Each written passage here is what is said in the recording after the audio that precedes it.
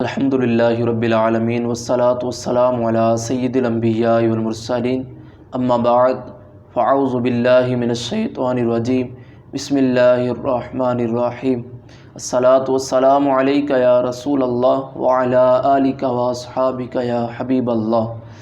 حضرت سیدنا انس رضی اللہ تعالی عنہ سے روایت ہے کہ تاجدار مدینہ صلی اللہ تعالی علیہ وآلہ وسلم نے ارشاد فرمایا کہ جو شخص یہ درود پاک پڑھے، اگر کھڑا تھا تو بیٹھنے سے پہلے، اگر بیٹھا تھا تو کھڑے ہونے سے پہلے، اس کے تمام گناہوں کو معاف کر دیا جائے گا۔ تو آئیے ہم بھی مل کر ایک مرتبہ اس درود پاک کو پڑھ لیتے ہیں، تو اللہ تبارک و تعالی ہمارے تمام گناہوں کو معاف کرے گا انشاءاللہ عز و جل۔